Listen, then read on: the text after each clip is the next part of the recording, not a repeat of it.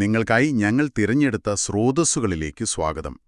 ഇന്ന് നമ്മൾ Sabri സുബിയുടെ cell like crazy എന്ന പുസ്തകത്തിലെ ചില ആശയങ്ങളാണ് ആഴത്തിൽ പരിശോധിക്കുന്നത്. സെൽ ലൈക്ക് ക്രേസി, ഒരു ബിസിനസ് തുടങ്ങുന്നതിനെക്കുറിച്ച് ഒരുപാട് പുസ്തകങ്ങളുണ്ടല്ലേ? അതെ, ഒരുപാടുണ്ട്. പക്ഷേ തുടങ്ങിയ ഒരു ബിസിനസ് അത് എങ്ങനെ തകർന്നു പോകാതെ വളരെ വേഗത്തിൽ വളർത്താം എന്ന് പറയുന്നവ വളരെ കുറവാണ്. ശരിയാണ്, ഒരു ബ്ലൂ പ്രിന്റ് പോലെ. അതെ, അങ്ങനെയുള്ളൊരു ബ്ലൂ പ്രിന്റാണ് ഈ പുസ്തകം. ഇതിലെ ഒരു പ്രധാനപ്പെട്ട ആശയം എന്താണെന്ന് വെച്ചാൽ, ഒരു ബിസിനസിന്റെ വിജയം നിർണ്ണയിക്കുന്നത് നിങ്ങളുടെ ഉൽപ്പന്നം മാത്രമല്ല, അത് വിൽക്കാനുള്ള നിങ്ങളുടെ കഴിവ്, അതാണ് പ്രധാനം. പലപ്പോഴും നമ്മളെ കാണുന്നൊരു കാര്യമാണിത്. ഒരു ഗംഭീര ഷെഫ് അല്ലെങ്കിൽ ഒരു നല്ല കോഡർ. അതെ, അവർ സ്വന്തമായി ഒരു സംരംഭം തുടങ്ങുന്നു. പക്ഷേ അധികം വൈകാതെ അത് പൂട്ടിപ്പോകുന്നു. കാരണം അവർക്ക് അവരുടെ ഉൽപ്പന്നമുണ്ടാക്കാനേ അറിയൂ, അതെങ്ങനെ വിൽക്കണമെന്നറിയില്ല. തന്നെ ഒരു ഞെട്ടിക്കുന്ന കണക്കുണ്ട്. തുടങ്ങുന്ന ബിസിനസ്സുകളിൽ 96% 10 വർഷത്തിനുള്ളിൽ പരാജയപ്പെടുന്നു. അതെ, അതായത് 100-ൽ 4 ബിസിനസ്സുകൾ മാത്രമേ നിലനിൽക്കുന്നുള്ളൂ.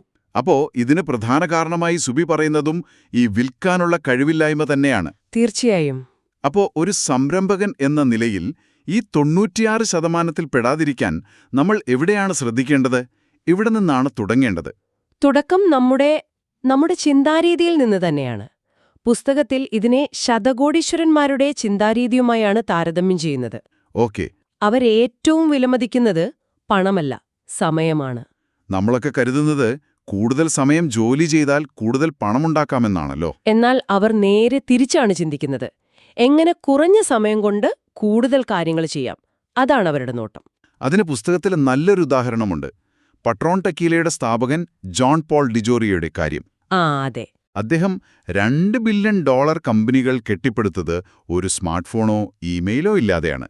അതെ, ആവശ്യമില്ലാത്ത കാര്യങ്ങളോട് അല്ല എന്ന് പറയാനുള്ള കഴിവ്, അതാണ് അദ്ദേഹത്തിന്റെ വിജയരഹസ്യം. പക്ഷേ സാധാരണക്കാരായ നമ്മളെ സംബന്ധിച്ചിടത്തോളം എന്താണ് പ്രധാനം, എന്താണല്ലാത്തത് എന്നെങ്ങനെ തിരിച്ചറിയും? അവിടെയാണ് 80-20 നിയമം വരുന്നത്. പാരീറ്റോ പ്രിൻസിപ്പിൾ. അതെ, നമുക്കെല്ലാവർക്കും അറിയാവുന്നൊരു കാര്യമാണിത്. നമ്മുടെ 80% റിസൾട്ടും വരുന്നത് നമ്മുടെ 20% പ്രവൃത്തികളിൽ നിന്നാണ്. എന്നാൽ സുബി പറയുന്നത് ഇത് ഒരു പടി കൂടി മുന്നോട്ട് കൊണ്ടുപോകാനാണ്.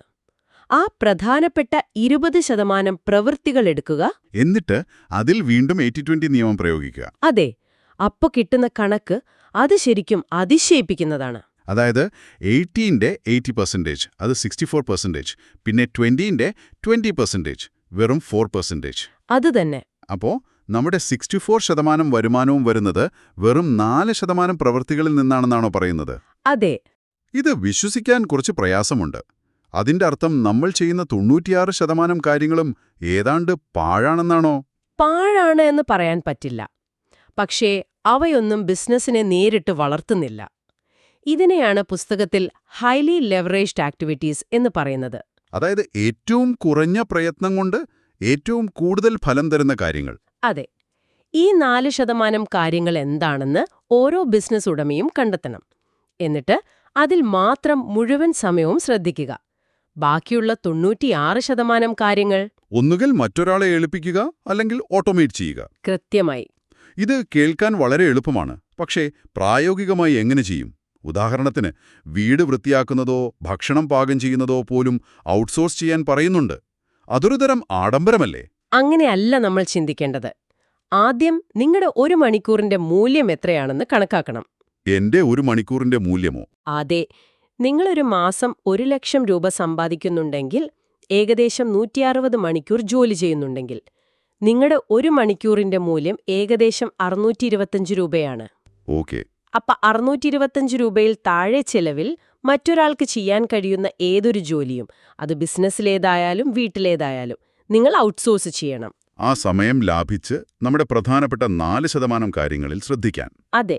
അപ്പൊ നിങ്ങൾ യഥാർത്ഥത്തിൽ പണം ലാഭിക്കുകയാണ്, അല്ലാതെ നഷ്ടപ്പെടുത്തുകയല്ല.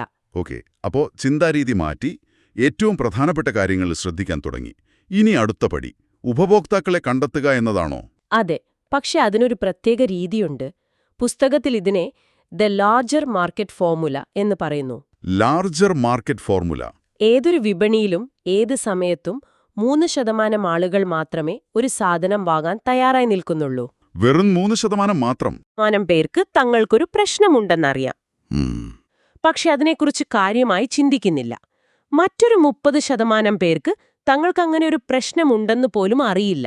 അവസാനത്തെ 30% പേർക്ക് ഒരു താൽപ്പര്യവുമില്ല. അതെ.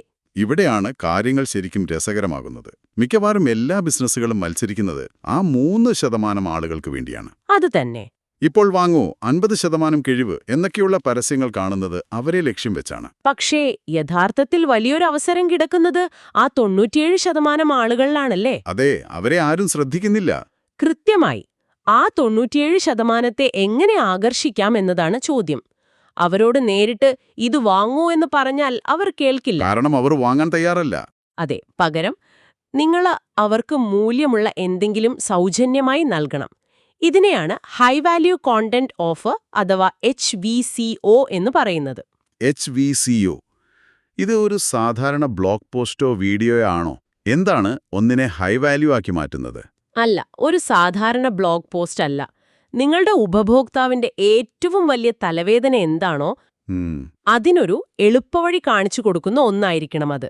ഉദാഹരണത്തിന്, സ്വന്തമായി വീട് വിൽക്കാൻ ബുദ്ധിമുട്ടുന്ന ഒരാൾക്ക് ആരുടെയും സഹായമില്ലാതെ നിങ്ങളുടെ വീടിന്റെ വില 20% വർദ്ധിപ്പിക്കാൻ സഹായിക്കുന്ന 5 രഹസ്യങ്ങൾ എന്ന പേരിലൊരു ഗൈഡ് നൽകുന്നു എന്ന് കരുതുക. അതവർക്ക് വളരെ വിലപ്പെട്ടതൊന്നായിരിക്കും. അതെ, അവരത് ഡൗൺലോഡ് ചെയ്യുമ്പോൾ നിങ്ങൾ ഒന്നും വിൽക്കാൻ ശ്രമിക്കാതെ തന്നെ അവരെ സഹായിച്ചു. അവിടെ ഒരു വിശ്വാസം രൂപപ്പെടുകയാണ്. ഇതിന് പുസ്തകത്തിലെ നല്ലൊരു ചരിത്രപരമായ ഉദാഹരണമുണ്ടല്ലേ? മെറിൽ ലിഞ്ച് എന്ന നിക്ഷേപ സ്ഥാപനത്തിന്റെ. അതെ, വളരെ മികച്ച ഒന്നാണത്. 1948-ൽ ആളുകൾക്ക് സ്റ്റോക്ക് മാർക്കറ്റിനെക്കുറിച്ച് വലിയ പേടിയും സംശയങ്ങളും ഉണ്ടായിരുന്ന കാലത്ത് മെറിൽ ലിഞ്ച് ഒരു പരസ്യം നൽകി. തലക്കെട്ട് ഇങ്ങനെയായിരുന്നു: what everybody ought to know about this stock and bond business.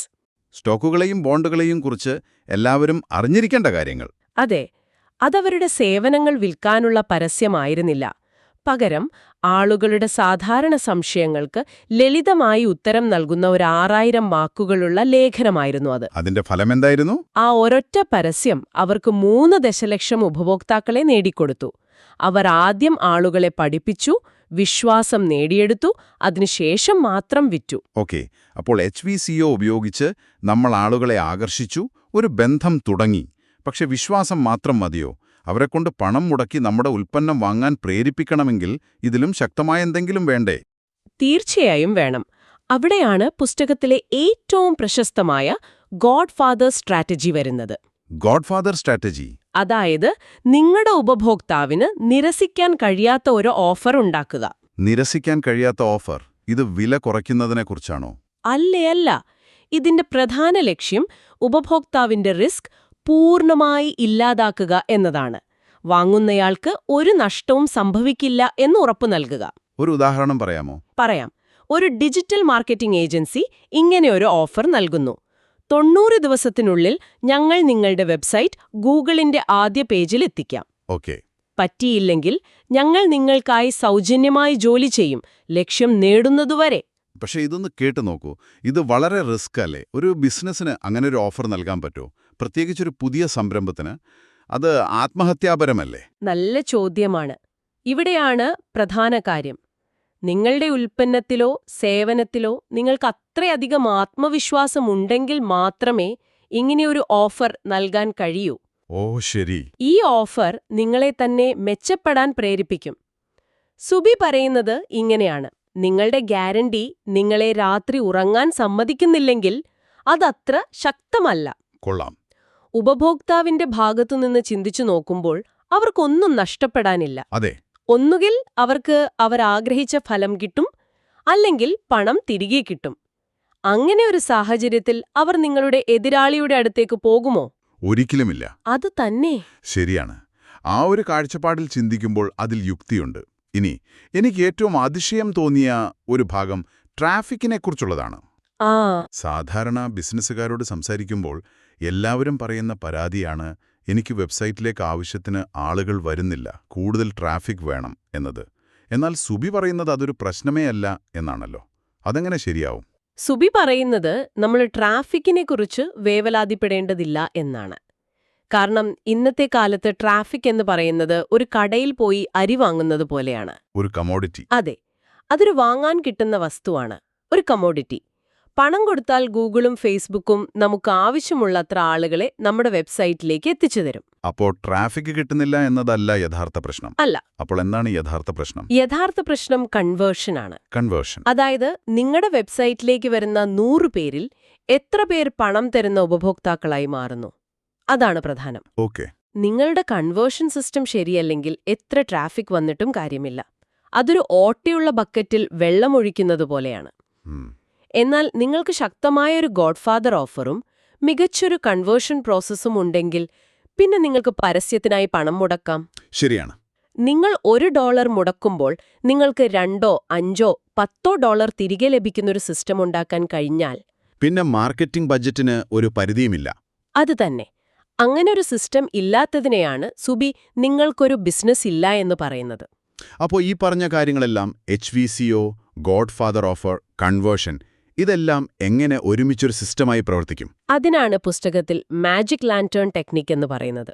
Magic lantern technique. ഇത് ഈ ഘട്ടങ്ങളെയെല്ലാം ഒരുമിപ്പിക്കുന്ന ഒരു ഓട്ടോമേറ്റഡ് സിസ്റ്റമാണ്. അതിന്റെ പ്രവർത്തനം ഇങ്ങനെയാണ്.